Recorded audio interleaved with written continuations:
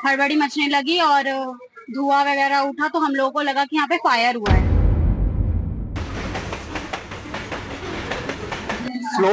Slow थी train, तो झटका थोड़ा सा लगा। बट अगर फास्ट होती, 100 प्लस होती है, 100 होती तो ज्यादा दुर्घटना हो सकती थी और शायद किसी की जान भी जा सकती थी।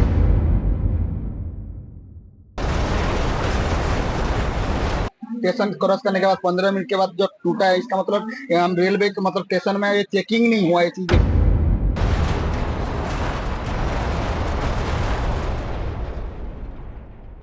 चंदौली में होते होते रह गया बड़ा रेल हादसा, जब नंदन कानन एक्सप्रेस दो हिस्सों में बंट गई। लोगों के बीच मची अफरा तफरी।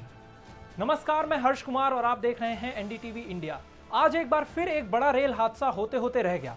दरअसल यूपी के चंदौली में आनंद विहार से उड़ीसा के पुरी जा रही 12876 Nandan Kanan express train Deendayal Upadhyaya junction के पास दुर्घटनाग्रस्त होने से बाल बाल बच गई।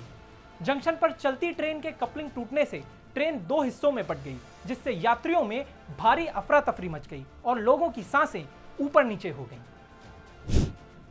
कैसे हुआ यह हादसा? जानकारी के मुताबिक सोमवार रात लगभग 9:30 बजे नंदन कानन एक्सप्रेस डीडीयू जंक्शन से पुरी के लिए रवाना हुई, लेकिन ट्रेन के यार्ड में पहुंचते ही S4 बोगी का कपलिंग अचानक से टूट गया और ट्रेन दो हिस्सों में बंट गई। सौभाग्य से ट्रेन की रफ्तार धीमी थी, जिससे किसी भी यात्री को कोई गंभीर चोट नहीं आई।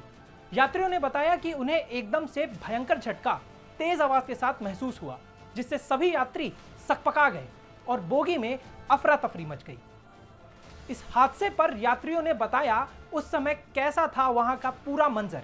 आइए आपको सुनाते हैं यात्रियों ने क्या कुछ कहा। हमें पता भी नहीं था, हम S4 S5 बोगी में बैठे हुए थे। सडन ऑफ यहाँ पे हड़बड़ी मचने लगी और धुआं वगैरह उठा, तो हम लोगों को लगा कि यहाँ पे फायर हुआ है, तो सब लोग भागने लगे। फिर जब हम निकले हम अपने कोच से बाहर, तो हमने देखा जो S4 वाली बोगी है वो हमारे कोच को छोड़ के आगे जा चुकी है।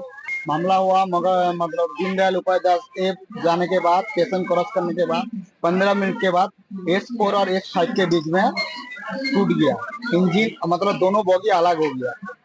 लगभग कितने घंटे बाद आपको यहाँ पहुँचे? वहाँ से हम लोग लगभग 2 घंटे के बाद फिर दीनदयाल उपाध्याय आए हूँ।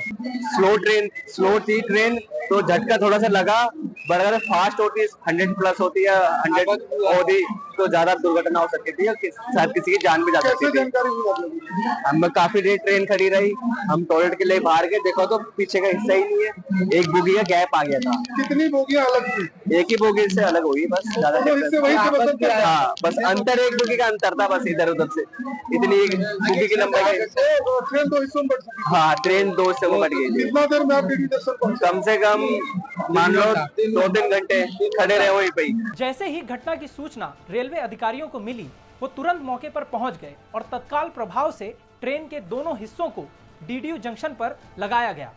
कपलिंग टूटे बोगी को अलग करके यात्रियों को दूसरे बोगी में शिफ्ट कराया गया। इसके बाद ट्रेन को पुरी के लिए रवाना किया गया। हालांकि इस घटना के कारण ट्रेन को 4 घंटे से अधिक समय तक रोकना पड़ा। सर ये क्या है मामला और किस तरह से कार्रवाई की जा रही है? 28-16 2 नंबर प्लेटफॉर्म पे आई थी। 2 नंबर प्लेटफॉर्म से खुलकर जा रही थी। करीब 6 किलोमीटर आगे बढ़ने के बाद जैसे ट्रेन पार्ट हो गई थी नहीं, और फिर दोनों जो पार्टी ट्रेन है दोनों को लाया गया है, एक 7 प्लेटफॉर्म, एक नंबर 1 को 8 पर, फिर डैमेज कोच को काट करके फिर पुनः जो ऐसे 7 पर गाड़ी को रेडी करवाया जा रहा है और 7 से ही गाड़ी को खुलवाई जाएगी। इस दौरान कितने देर खड़ी रही पार्ट होने के बाद? करीब 1.5-2 घंटे रही है सर। 1.5-2 घंटे में आ गई है, प्लेटफॉर्म पर आ गई है और आधे घंटे के अंदर अब गाड़ी नहीं हुआ है? पैसेंजर को कोई नुकसान तो नहीं हुआ? नहीं, पैसेंजर को किसी भी तरह की कोई क्षति नहीं हुई है। रेलवे की लापरवाही एक बार फिर सवालों के घेरे में है। यात्रियों ने इस घटना के लिए रेलवे को ही जिम्मेदार ठहराया है। अगर ट्रेन की रफ्तार ज्यादा होती तो यह घटना और भी भयावह हो सकती थी। चंदौली से संतोष कुमार की रिपोर्ट।